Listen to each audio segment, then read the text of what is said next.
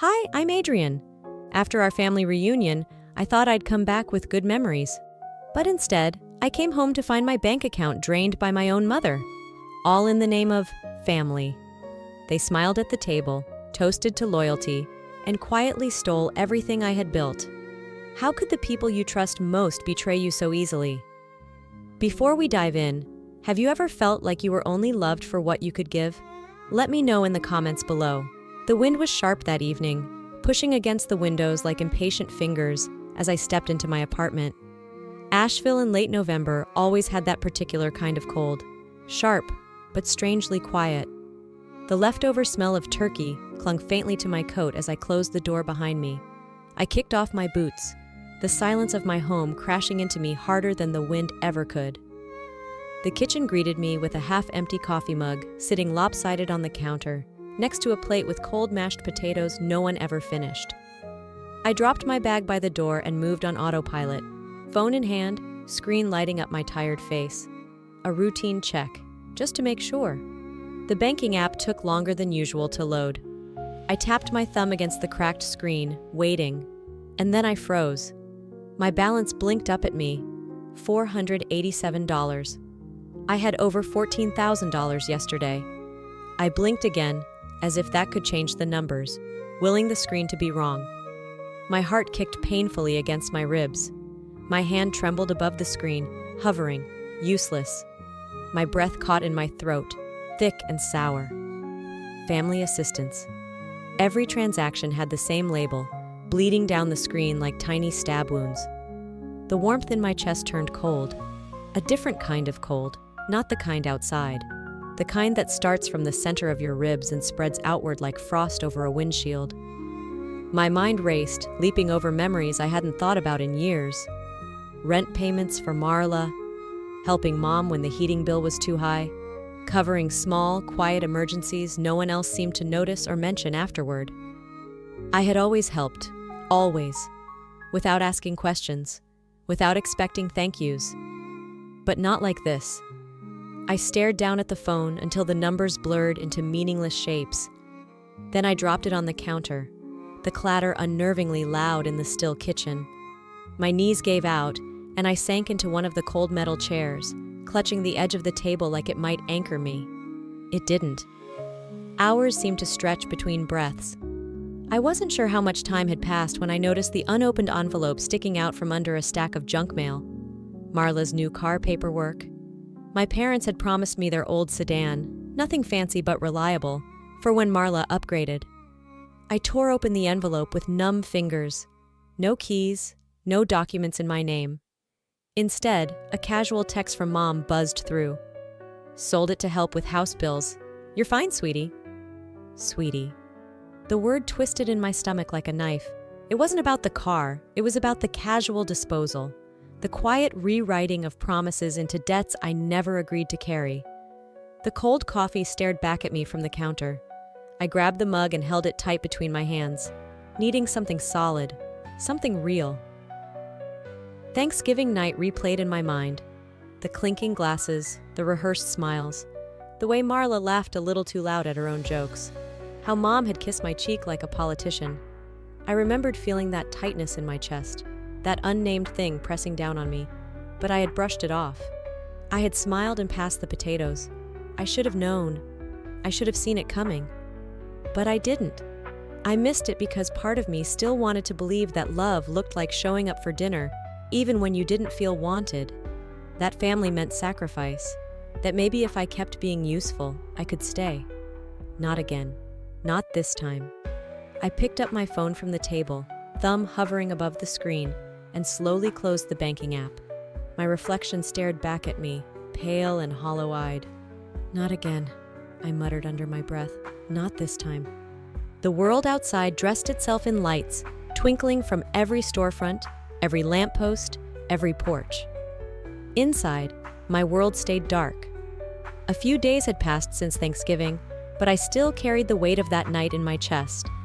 I had tried to busy myself with work, cleaning, anything to avoid thinking. It didn't help. The voicemail came on a Tuesday morning, casual and cheerful. Mom's voice chirped through the phone, Marla giggling in the background. "You won't believe it, honey," Mom said, her voice syrupy sweet.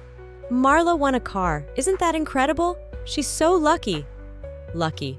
The word clanged in my head like a broken bell. I didn't need to be a detective to put it together. The car they had promised me, the one I'd quietly counted on to replace my battered old sedan, was gone. Sold. Used to buy Marla's shiny new dream. I stood there in the middle of my living room, phone dangling at my side, staring at nothing. My chest tightened with the familiar bitter heat of betrayal. But I said nothing. I pressed the phone against my heart for a second, then set it down carefully on the kitchen counter. They wanted silence. I would give them silence, for now. The following weekend, I attended my cousin Elise's wedding. I had thought about skipping it, making some excuse about work, but part of me still clung to the old habits. Show up, smile, pretend. The reception hall was draped in white fabric and fairy lights.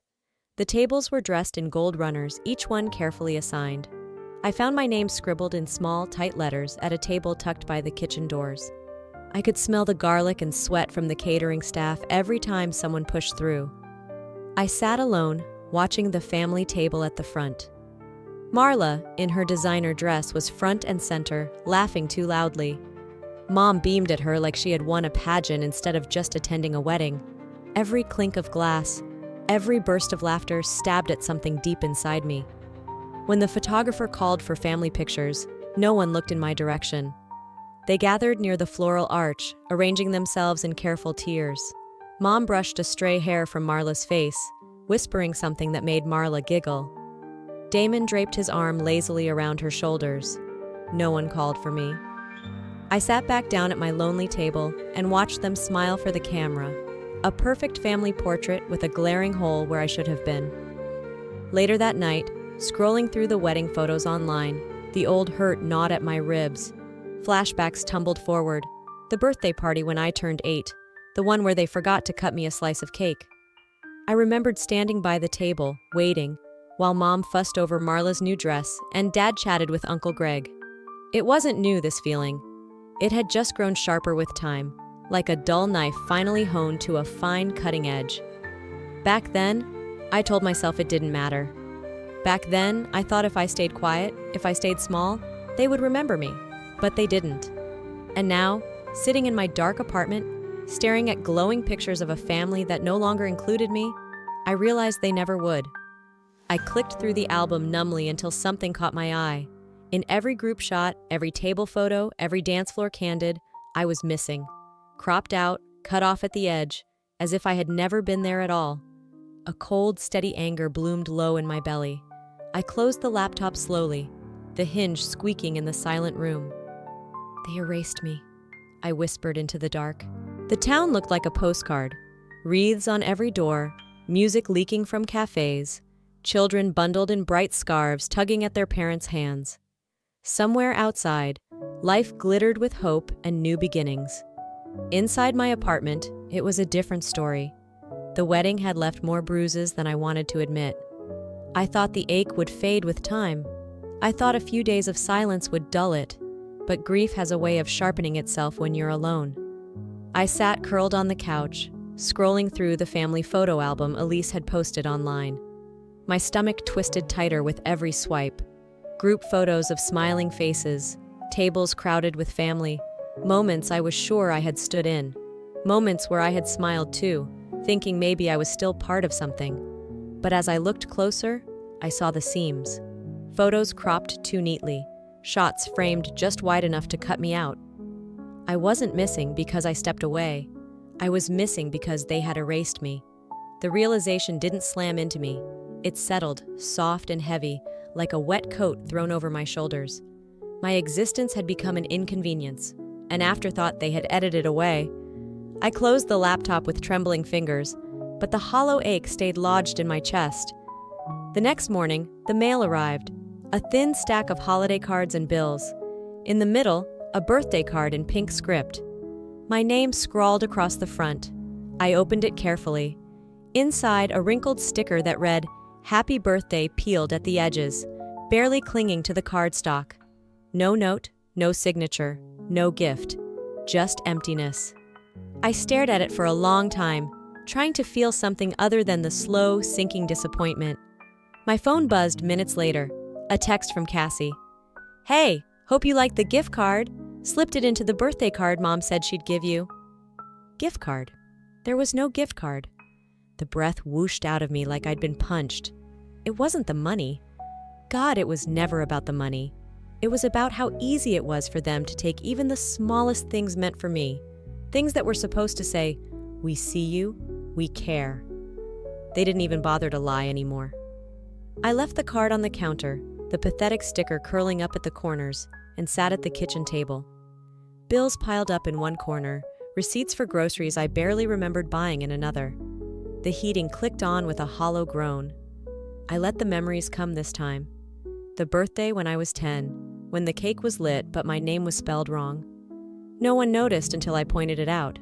The look of irritation on Mom's face, like I'd ruined the party by existing imperfectly. The Christmas when I was 17, when Marla got a car and I got a $50 savings bond they forgot to sign. I realized something, sitting there in the kitchen with the December wind rattling the windows. Being forgotten wasn't new. I had just gotten better at pretending it didn't hurt. I picked up my phone and stared at Cassie's text. My thumb hovered over the keyboard before I finally typed, "Thanks for thinking of me." No mention of the missing gift card. No accusations. Just enough to remind myself that at least one person had tried. I set the phone down and exhaled slowly, the breath shaky and thin. Enough pretending. I wouldn't be an afterthought anymore. Pulling open the drawer by the fridge, I grabbed a notepad, yellowed at the edges, pages curling, and a black pen. I sat down and wrote the first word at the top of the page, losses. And underneath it, in neat, steady handwriting, I began a list. A list of everything they had taken. The lights in Asheville grew brighter as December deepened. Houses blinked in reds and greens, store windows frosted over with painted snowflakes. Everyone was preparing for celebrations, for joy. Everyone but me. Inside my apartment, the world stayed dim and quiet. I couldn't shake the heaviness clinging to my skin after the wedding, after the photos, after the card that had carried only a hollowed-out wish. I needed answers, or at least the pretense of closure. I called Mom that evening. The phone rang 4 times before she picked up, her voice dripping casual warmth. Marla's laugh filtered faintly through the background. I asked about the gift card, calmly, evenly. There was a pause, just long enough to confirm everything I feared. "Oh, sweetheart," Mom said brightly. "Maybe you lost it. You know how things get misplaced during the holidays?" I bit the inside of my cheek hard enough to taste blood. "I remember slipping it inside myself," I said. Another beat of silence. "Well," Marla chimed in, her voice too light, too rehearsed. "If it was there, maybe you just didn't notice. No big deal." No big deal. The words pulsed like a bruise under my skin. I ended the call politely. I thanked them. I even laughed a little, the sound brittle in my ears. And then I sat at my kitchen table, staring at the wall, feeling the slow, careful way they twisted reality until it bent around them like steel wire. Maybe you lost it. Maybe you imagined it. Maybe it's your fault. I squeezed my eyes shut, but the doubt slithered in anyway. Late that night, my phone buzzed again. Mom this time, emotional, voice trembling just enough to sound real. "Marla's rent is due, honey," she said. "They might evict her before Christmas. She's trying so hard. You know how tough it is these days." I pressed the phone closer to my ear, holding it like a lifeline even as I felt it strangling me. "We just need a little help," she continued. Just this once, like it hadn't been 100 times already." I thought about the empty card, about the photos I'd been erased from, about the way my name only ever seemed to surface when something was needed. I stared at my checking account, the dwindling numbers. I thought about saying no, about choosing myself for once. But the guilt was an old trained reflex. It moved faster than thought, faster than anger. Before I knew it, I was reading off my card number. After I hung up, I sat on the couch, my forehead pressed against the cold window pane, watching the frost bloom outward like tiny silver daggers. I stayed there long after the city lights dimmed, long after the world outside slipped into sleep. I realized then, with aching clarity that there would always be another call, another crisis, another just this once. It would never stop until I made it stop. The next morning, I pulled out a dusty file folder from the bottom drawer of my desk. Inside, I began to slide documents, bank statements, old texts, emails, screenshots. Proof. Not to convince them, to remind myself. I sat at the table, the pen scratching steadily across the first clean sheet of paper. This time, I whispered to the empty apartment, "I'll have proof." The cold had turned sharper, the kind that seeped through sweaters and thick socks, the kind that found your bones no matter how tightly you wrapped yourself. Christmas lights blinked weakly outside my window, their cheer meaningless against the heavy quiet pressing against my chest. I wasn't expecting the courier that afternoon. I opened the door to a man in a red jacket balancing a stack of holiday packages. He handed me a slim envelope with a festive sticker and a half smile. I signed without thinking, cradling the package as I shut the door against the gust of wind that tried to follow him in. Inside, the envelope felt wrong in my hands. Too heavy, too formal. I tore it open and found neatly printed documents, clipped together with a shiny gold fastener. My name printed at the top, legalese in tight black font filling the pages. Loan application forms, cosigner agreements, authorization clauses, my name, my information, my responsibility, and not a single word spoken to me about it. The phone rang seconds later. Mom's voice sang through the receiver, light and airy. "Oh, honey, you got the papers? It's nothing serious, just some forms to help Marla and Damon get back on their feet. You don't mind, do you? It's just a signature." Just a signature. Just my life. My stomach churned. The old, familiar guilt tried to rise, tried to tangle itself around my ribs, but this time I recognized it for what it was. A noose. I hung up without answering. My hands shook as I placed the papers carefully on the counter, like they might explode if I touched them wrong. They weren't just stealing my money anymore. They were stealing my name, my future. Later that night, my phone buzzed again. A notification. New group chat. Family 2.0. I wasn't added. I wasn't even invited. I stared at the notification for a long moment, the words blurring on the screen. I scrolled through my messages. No holiday plans, no family updates, nothing. The silence screamed louder than any argument ever could. When I called Mom to ask, her voice was lined with something dangerously close to annoyance. "It's just easier this way," she said simply. "No drama, no drama. Easier, like cutting off a limb to stop an itch." The silence after that conversation was worse than shouting. It stretched long and empty, a chasm I knew better than to try to cross.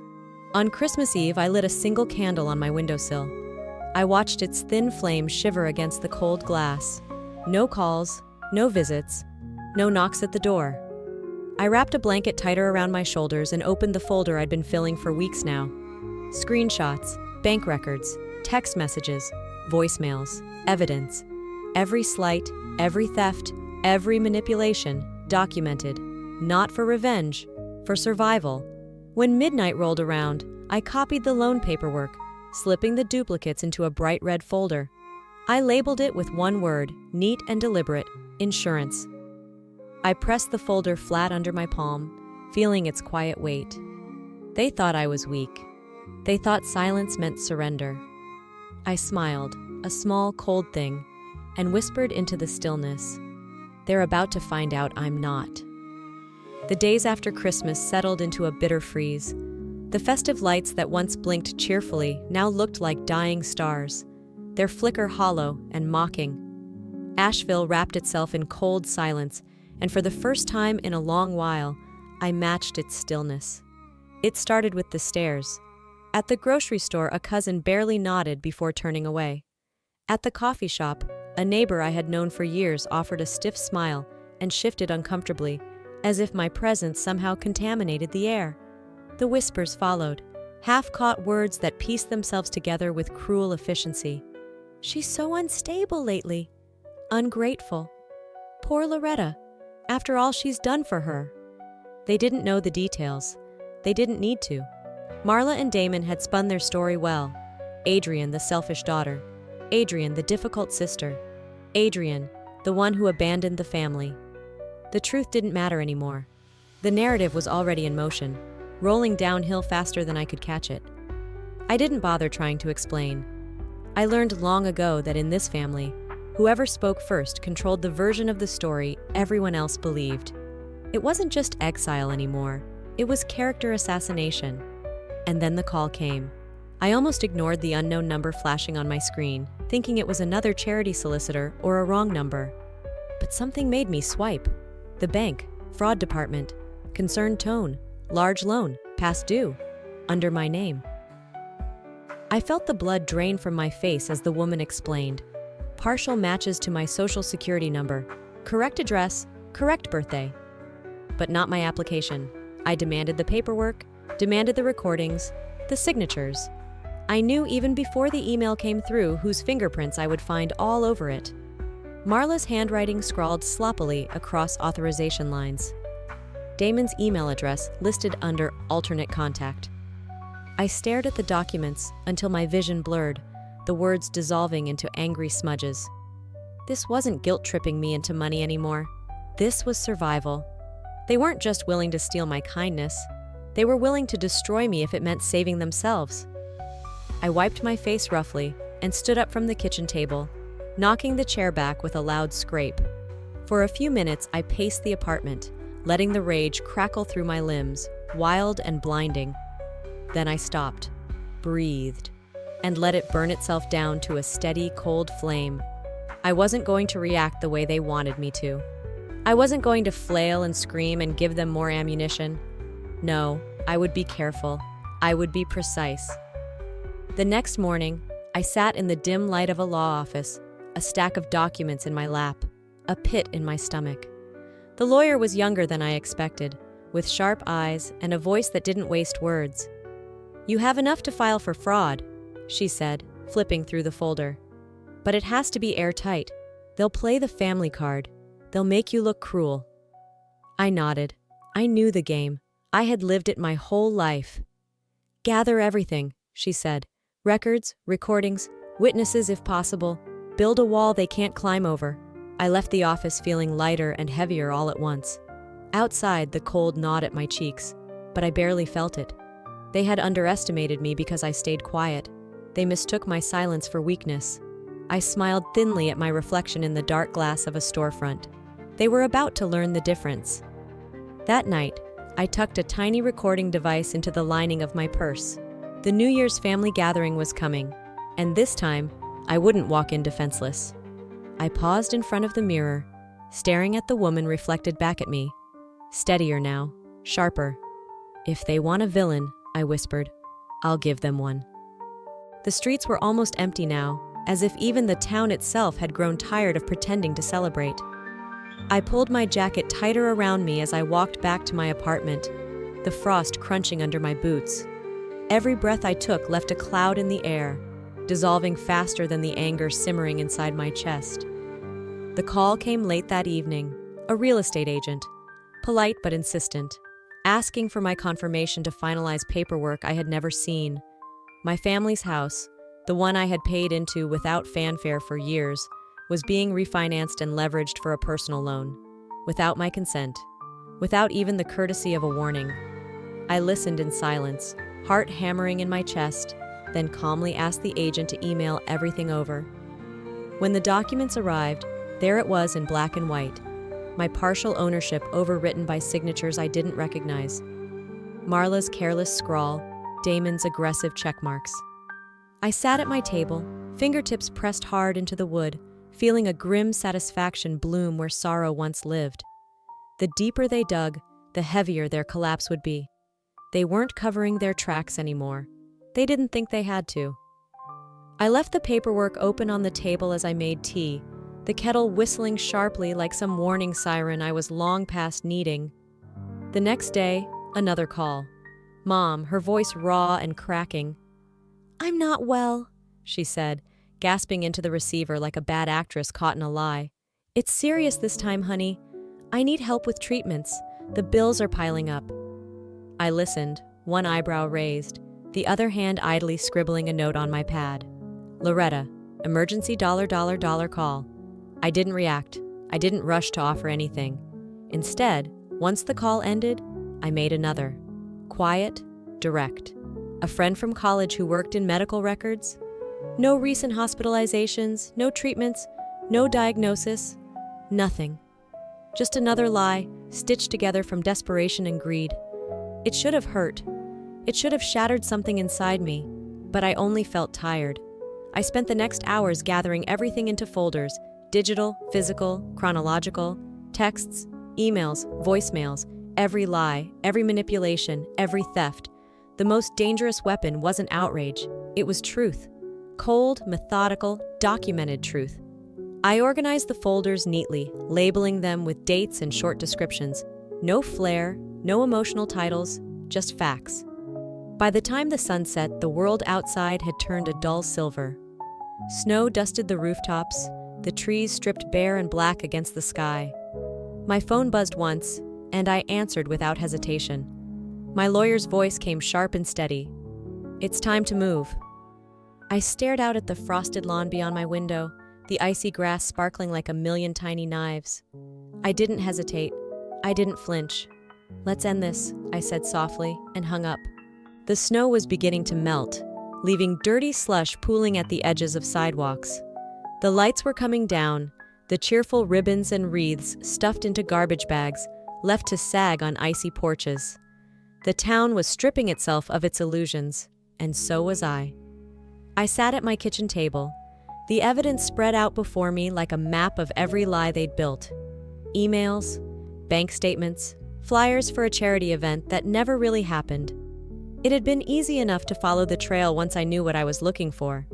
The charity drive Marla and Damon had organized for Mom's emergency treatments had raked in more than $5,000. Neighbors had donated. Old family friends had emptied their wallets. Even Elise, sweet and trusting, had set up a bake sale to help. And not a single cent had gone to any hospital. No treatments, no doctors, just Marla's new handbags and Damon's bar tabs. I sat back, the folder open on my lap, and for once there was no sting, no fresh heartbreak, only a cold, clean sense of completion. The truth was all here, documented, unarguable. A different kind of notice arrived 2 days later, an envelope with a bank logo too big to miss. Inside, a letter explaining that a loan under my name had been approved. $75,000. My chest tightened as I flipped through the pages. My signature stared back at me, except it wasn't mine. A clumsy forgery, the loops of my name distorted and shaky. I called the fraud department immediately, voice steady despite the blood roaring in my ears. I walked them through every detail. I emailed over the proof. They listened carefully. They believed me. It wasn't about family anymore.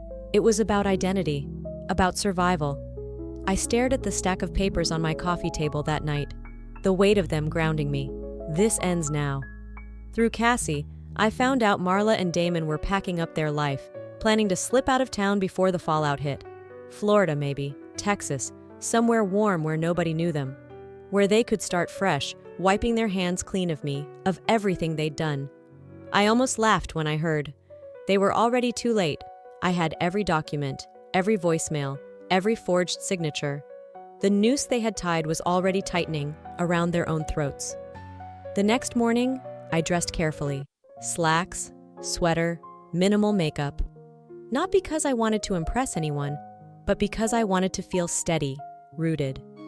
At the lawyer's office, I laid the file down on the polished wood table, the weight of it solid and final. The police officer across from me flipped through the first few pages, his expression unreadable. "You did your homework," he said. I just smiled, small and sharp. The wheels were in motion now. There would be no stopping them. As I walked back to my car, the gray sky split open, snowflakes tumbling down slow and thick. The world felt clean again, as if it too was ready to scrub away what didn't belong. I pulled out my phone, scrolled through my contacts, and found Mom's number. My fingers hesitated for only a second. Then I typed out 2 words.